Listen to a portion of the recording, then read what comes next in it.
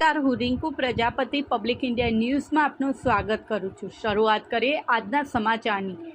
બોરસદમાં cricket રમતા બે માથાભારે યુવકોએ સામેની ટીમના ખેલાડી ઉપર બેટ વડે હુમલો કરી ઈજા પહોંચાડી।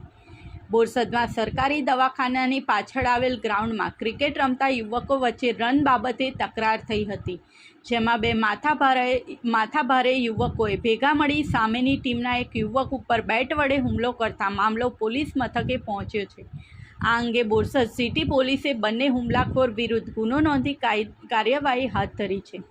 આણંદ જિલ્લાના બોરસદ ગામમાં મહાવીર હોસ્પિટલ પાસે આવેલ ઝાંખલી તલાવડી વિસ્તારમાં રહેતો 25 વર્ષીય અરુણ કિશોરભાઈ વાંસફોડા છૂટક મજૂરી કામ કરીને પરિવારનું ગુજરાન ચલાવે છે।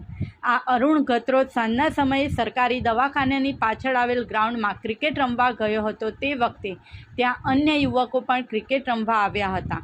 આ તમામે ભેગા થયેલા યુવકોએ ટીમ પાડી ક્રિકેટ રમવાનું શરૂ કર્યું હતું, જેમાં પહેલો દાવ અરુણની ટીમનો આવ્યો હતો, જે પૂર્ણ થયા બાદ બીજો દાવ સામેની ટીમનો આવ્યો હતો।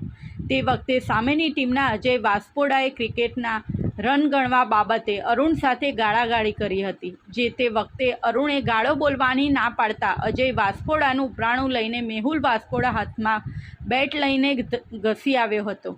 જે બાદ અજય અને મેહુલે ભેગા મળી ક્રિકેટ રમવાના બેટ વડે અરુણ ઉપર હુમલો કર્યો હતો।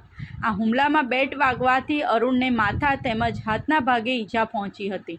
આ બનાવ અંગે અરુણ કિશોરભાઈ વાંસફોડાની ફરિયાદને આધારે બોરસદ સિટી પોલીસે હુમલાખોર અજય વાંસફોડા અને મેહુલ વાંસફોડા વિરુદ્ધ ગુનો નોંધી કાયદેસરની કાર્યવાહી હાથ ધરી છે। આ સાથે આજના સમાચારને અહીં સમાપ્ત કરીએ છીએ।